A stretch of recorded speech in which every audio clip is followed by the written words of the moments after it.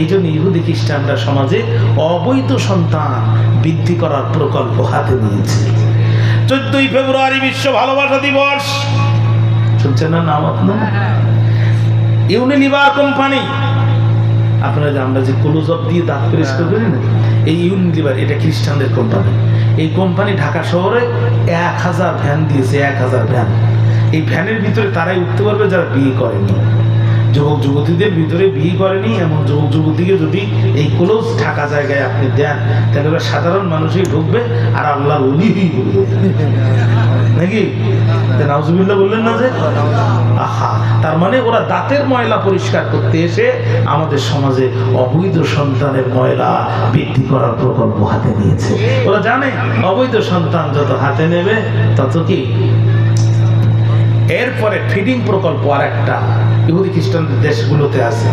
মুসলিম মায়েদের বুক থেকে দুগ্ধ সংগ্রহ করে এটা বিভিন্ন জায়গায় এটিএম যেরকম বুথ আছে না, টাকা আমরা উঠাই, এরকম বিভিন্ন জায়গায় ফিডিং প্রকল্প করা।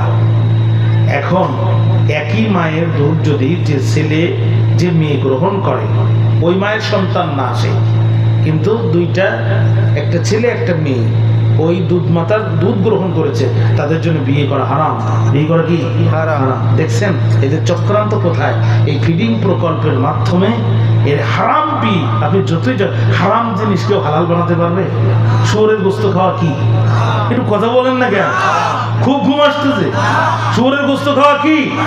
এটা যদি বাইতুল মোকাররমের মুয়াজ্জিন ছুরি ধার দেয়, ইমাম সাহেব জমি করে, সারা বাংলাদেশে সব বক্তারা মিলে শুয়োর ছেলে, হ্যাঁ তাও হারাম।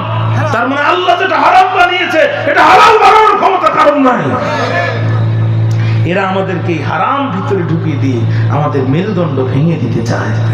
দেখেন না, পুরুষেরা বেকার, পুরুষেরা বেকার, টাকা চাকরি দেয় না। চাকরি দেয় কার? ঘরের মেয়ে লোকটা। 200 টাকা একটা কোদাল আর 50 টাকা ঝুড়ি, 250 টাকা খরচ করে মুসলমানদের ফ্যাক্টরি গর্বিত সম্পদ নিয়ে রাস্তার ধারে কিয়ারের মাটি করতে দাঁড়াই দিতে 70 টাকা দিয়ে হাজিরায়। আর এই মহিলা 2 টাকা পেয়ে স্বামীর বিরুদ্ধে স্লোগান শুরু করে দেয়, স্বাধীন হয়ে গেছে সে।